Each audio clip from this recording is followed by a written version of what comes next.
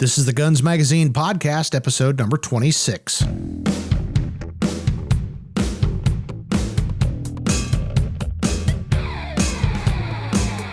Welcome to this quick hit episode of the Guns Magazine podcast. I'm your host and the editor of Guns Magazine, Brent T. Today, I'm joined by Tom McHale, editor of American Handgunner magazine, and Roy Huntington, our publisher for both. Today, our topic is worst guns ever made. While in most cases this dubious honor is open to interpretation based on your personal experience, we thought it might be fun to talk about the guns that almost nobody thinks was a good idea. I'm going to open the floor to Roy since he is the elder statesman here. Roy, what would be your pick for the worst gun ever made? So you open the floor to me because I'm the oldest guy and I've probably seen more terrible guns in my life. You know, at first I thought, oh God, where do you start? You know, Yeah.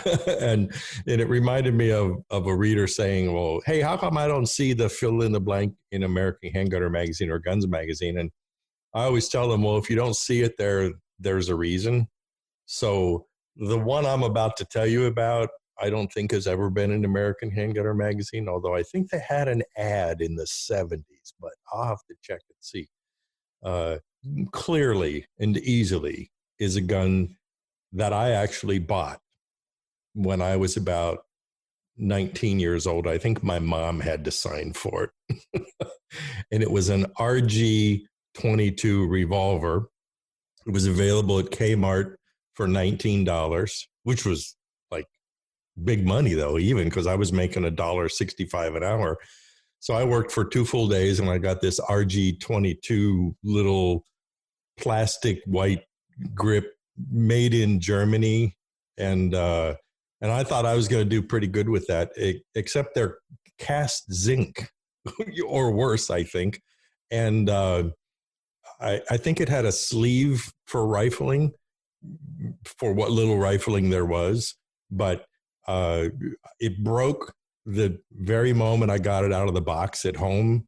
The action locked up. And so when I squeezed the trigger harder, then the trigger broke off in the in the trigger guard. So I took it back because I was working at Kmart at the time. I took it back and I knew the gun guy counter, and he said, "Well, I told you not to buy this piece," you know. And so he swapped me out for another one, which actually did technically shoot a few times before it too broke forever. And so I would have it to show you now as, you know, as a sample of that, other than that I actually really did use it as a fishing sinker one time when we were surf fishing. And so I cast it out, and then even the fish didn't want it because I remember distinctly I never caught a thing, you know, using that. But the RG-22, none of them ever really worked, and they were a favorite gangster gun, which we were always very happy about, because if you buy the worst, well, yeah, don't steal somebody's good gun. Just go buy one of these at Kmart. And the ironic thing, and this is the hysterical thing, when Dirty Harry came out, what was that, 72 or 3 or something? Yeah. And nobody could get a Model 29 Smith & Wesson 44 Magnum. And if you could, they were $700 in those days, which is a lot of money even today. And RG came out with a 44 Magnum. Oh my gosh! Yeah, wow. And actually, it's those a are the suicide ones, revolver. You know, right? You know what I'll do is I'll try to remember to dig up the ad, because I recall seeing the ad not too long ago. It was like 1976 edition of American Handgunner, and sure enough, the RG-44 Magnum. Of course, you know, we were all scared to death of them, and later on, as I got older and I started writing about guns and stuff, I talked to some other writers, and everyone said the same thing I said, which was we were scared to death of them. Nobody ever wanted to shoot one. Wow. So that's the true story of my worst gun ever. Well, I was going to say, is that in the same family or family tree of the Clerk first pistol? Because Will Dabbs wrote a story in Shooters RX in the April issue of Guns Magazine, and there was a whole series, you know, one of those things that kept changing names on them. Was the cylinder held in there by like a peened brass rivet? Is that the same gun? Well, it had a pin, the cylinder, base pin that you pulled that out front, and then the whole cylinder came out the side. They were made by Liberty Arms, was another company that used to bring them in. Yeah. Rome, you remember that? Yes. ROHM, I think they were. I think another importer, and so they were stamped out, kind of like the early days of the old Davis and Ravens and that kind of stuff. It's basically one warehouse somewhere. We're knocking these things out, and then you could bring the guns in and put your name on them. The Roy's 22 pistol. It would be just as much a piece. What it looked like cast zinc after it'd been in salt water for 10 minutes. Well, I bet that went well. That was the miracle thing, is that I think it looked better. When as I drug it up the beach and all that kind of stuff. But I actually had it for years. It bounced around in my toolbox just as a lesson in stupid things. If your gut says this is a bad idea, it probably is a bad idea. Now, you remember that, and that is actually the gun that the senators used to hold up when they would say Saturday night specials. Remember those days? Yeah, the late 60s, and that was the Saturday night special. And but I remember in California, I bought it and I had to wait 5 days to pick it up, which in hindsight was kind of pretty funny. So exactly, I'd kind of like to buy that off you, because down here on the outboard motor boats, we got to pay good money for zinc blocks to put on the back. Yeah. They help the engine from corroding from some electrical business or something. So that'd be maybe I just duct tape that thing on the back of the hull. I'm good to go. I'd love to see that picture. And if I can find one, because Brandon's gun store here in Joplin, every once in a while he gets these really stupid, idiot, broken guns. And he always calls me up. And he always goes, "Hey, Roy, Brandon, hey, I got this stupid broken gun. Are you interested?" I, of course, always say, "Yes, I am." And then I go down. And so I end up, I think my last one was it a Davis? I can't remember for sure. It was a 2-shot clone of the Remington Derringer, the little break open barrel Remington. Yeah. And it was purple, anodized purple. And it was, wait for it, 25 ACP. And so I bought it from him for like $30 because I had a whole box of about 525 ACP ammo that somebody gave me. And I thought, well, I'll finally have something I can shoot that ammo in the backyard just for fun. But with the same horror story, though. I got it, put my face shield on, put my headphones on, put my Kevlar gloves on, and shot the first shot, and it blew the locking pin, so the barrels rolled up in my hand. And I thought, wow, here I am 60 years old, and I still haven't learned.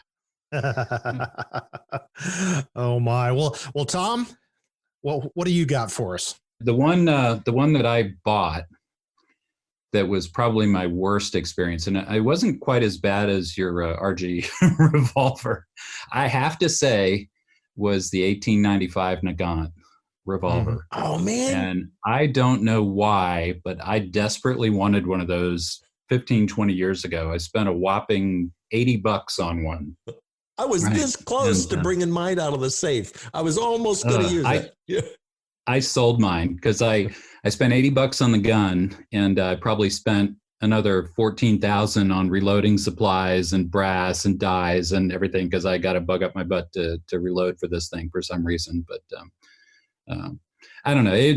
They're pretty awful. I measured the trigger on mine using a bathroom scale, and I think it was 43 pounds. You want to know though, for the double action. The only good thing about them is that I was traveling one time here in Missouri, and I found a guy who manufactured suppressors, and I went into his store and I was looking at things, and I swear on everything that is holy, because of the way that revolver works. You know how when you cycle the action, the cylinder moves forward and it covers up in the breech phase. It's like covers it all up. He had a suppressor on a revolver. He had a suppressor on one of those. Yeah. And he said, you want to shoot it? And I said, well, yeah. And so we stepped outside the back door of the shop there. And like you say, you almost can't pull the trigger double action. So I cocked it's moving everything. It's moving the whole cylinder, and it's forcing brass into the cone, and oh my God, all kinds of crazy stuff. Wow. So, although suppressed might be interesting because they clock out at about 19, 20 feet per second, those things. Well, when you suppress it, we're talking really quiet. I shot a piece of 4x4 that he had there that was like 3 feet away. And I promise you, the bullet bounced off of the 4x4. I'm not kidding. I see the scar right here in your forehead. I still have the little dent in my forehead where the bullet bounced off. But That's funny. Yeah, that's rough, man. I wish The I would things have you do brought for mine this out though, job. because I would have showed you up then, because I would have had it first. Wow. Well, I sold mine. I couldn't take the stupidity anymore. So Yeah. I know it's a piece of history, and I'll probably get another one someday, but I won't shoot it much. Well, for me, I've actually got a couple, and because I've owned a lot of really crappy guns over the years. And What does that say about you? Well, exactly. Yeah. But I was a cop, in the Midwest, and we didn't make a lot of money. So, but I've talked about this gun before, the Jennings 22. I think it was made of cast zinc and dirt and other stuff. And it was my first backup piece, and it was all I could afford, but you didn't really want to depend your life on it. And fortunately I didn't have to. But it was funny, when I was researching this, I actually came up with a gun that I looked at and I wanted, but I never got to shoot. And it was my grandfather's Winchester 1911. Now, most folks are going to go, oh, I didn't know Winchester made a 1911. It's a shotgun. It was their first auto-loading shotgun. And the nickname for it, and Roy, if you've got more experience than I do, this is back when I'm like 8 or 10 years old. I barely remember this, but Grandpa at our cabin had a couple of guns, and one of them was this shotgun. And he called it the Widowmaker. And it turns out that was the nickname for this gun. The reason being, it was like an old BB gun that I had. To charge or unload the action, you had to grab the barrel and chunk. So if you weren't thinking and you kind of did one of these numbers, and there were fatalities where people did chunk and the gun was pointed right at them when it discharged. Same with, loading or whatever. So I'm pretty sure, I can't swear to it, but I'm pretty sure that was the gun he had, because he kind of had mentioned, oh, it's real dangerous to load and somebody gave it to me and I'm going to get rid of it. But I'm pretty sure it's the Winchester 1911. So, but you know what? Darwin was dead, but his theory was alive and well even in those days, And if you were more stupid than your shotgun, are we allowed to even go there? I don't know. I did have a BB gun, and I can't remember it. I don't remember if it was Stevens or what, but it was a great BB gun. My uncle gave it to me, and it was real. It had real walnut stocks, and everything was machined steel. But to operate it, you had to, chunk the barrel to cock it and load. And I think once or twice I took a BB to the shoulder, and that was long before eye protection and all that crazy stuff. And I wrote about it years ago in another publication, and I was saying, can you imagine if you brought that to the product liability lawyers on your team today? They wouldn't even talk to you. They just stand up, close their book, and just walk out of the meeting. Yep. Tom, we need to take his guns away from him. I'm just saying, I know. Afterwards, let's you and I have a private meeting and we'll do intervention. We could do some remedial gun safety training. Maybe. Many people have tried. Yeah. That's why I'm a safety Nazi, because I've made every mistake. I've never shot myself, but I've come real close, and many years ago, I realized maybe I ought to follow these rules. That was a time I was at the doctor getting a piece of brass removed from my eye. And so when I say wear hearing protection and eye protection and follow the 4 safety rules, there's a reason for it. Well, for a good day or for a good time, just go to YouTube and watch all the idiots shoot themselves in the foot as they're being operator tactards, and of course, most of them look like idiots. And I'm sorry, I'm making fun of this, and I know I shouldn't, and I'm going to rot in hell for this. I know, but it's like, if it doesn't sound like a good idea, it probably shouldn't. It isn't a good idea. And you see these people break all the safety rules. Of course, they broke one, which they're covering something with a muzzle that they, shouldn't have been willing to destroy.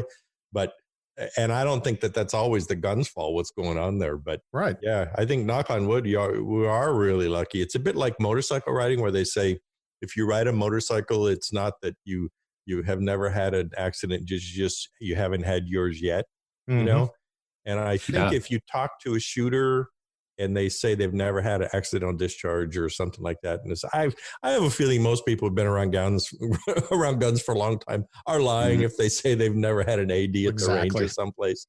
Yeah, because we used to have them in the locker room at the police station. Yep. Well, heck, it happens at the range. I mean, how many times do you or somebody else, fire off a shot and a string when you don't intend to. I mean, I'll tell an operational brief, and I've told this story among buddies many times. I was a supervisor on day shift, and I walked past the officer's room at the police station, and a guy who shall remain nameless, but he was a firearms instructor, was showing another officer he just bought a new Glock. I didn't think anything about it. I walked by and went down the hall, and then I hear bang. And there's that split second, you're like, self? That was a gunshot inside the police station. So I turn around, yeah, and I turn the corner in the hallway, and I see smoke rolling out of the room, the officer's room. And, just in that 10 feet, I'm thinking, oh my God, and I'm running through, okay, do emergency, stop the bleeding and call, for help. And I get there and I skid to a stop and I say, what the blank happened? And one of the guys is sitting there typing on the computer and the other guy's looking through the mailboxes. What the hell? Okay. And I wish I could think this fast. My buddy turned to me and goes, what did you hear? Turns out he was showing the gun to this other officer who wasn't really a big shooter. And for whatever reason, he hadn't cleared the gun because he didn't really expect him to do anything with it. And so the guy, without even checking, cranked a round off, put it through the desk, hit the wall, bounced around. Nobody got hurt. Nobody got hit. But of all the crazy stuff. So yeah, even the professionals have negligent discharges. Well, do you remember, because I'm going to cover two birds with one stone here, hit two birds with one stone. You remember the old high standard 2-shot 22 Magnum Derringers? Do you remember those? Yep. Yeah. They were pretty kind of iffy guns to begin with. But when I was a cop in the late 70s, that was the gun to have as a second or backup gun. And they were kind of a premium, and you used to be able to put them in this little wallet holster thing so you could shoot through, from the holster.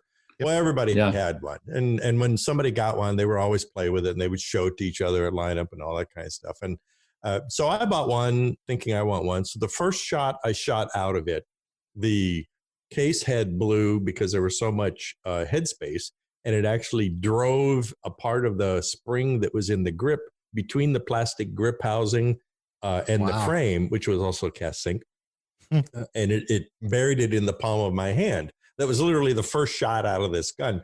And I thought, okay, well, then I'm retiring this officially and, and all that kind of stuff. And I picked the spring out of my hand. But sure enough, later on, just not very long after that, we're sitting around at lineup and there's that same, what is the two loudest noise in the world? A click when you think you're going to have a bang, and a bang when you think you're going to have a click, right? And so same thing, bang, we come running in the lineup room where the squad sits around a table and the sergeant says, get out and do your job and stuff. And everyone's staring at the center of the table. And in the center of the table is the middle of the table, the cheap little, laminated table that wood's all like spewed up from it and stuff. And so everyone's kind of staring at that. And then they all look at this one cop, and then they all stare at the hole and they look at this one cop. Well, he had been playing around with this damn gun under the table and it went off. Wow. It went right up, through the bottom of the table and exited. So then we were immediately never, ever, ever allowed to carry those guns on duty. No doubt. Well, and the thing is, any of the retired cops or current cops in the audience are going, yeah, I can see that happening. I know, which is terrifying if you think about it. It's like, Well, we could talk about this for a long time, but I'm looking at the timer and our meter is about run out. So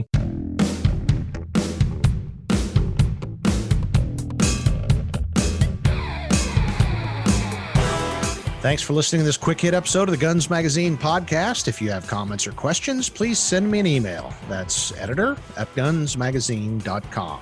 You can also reach Tom and Roy at editor@americanhandgunner.com. Don't forget you can listen to us at gunsmagazine.com in the podcast tab, or subscribe to us at your favorite podcast directory.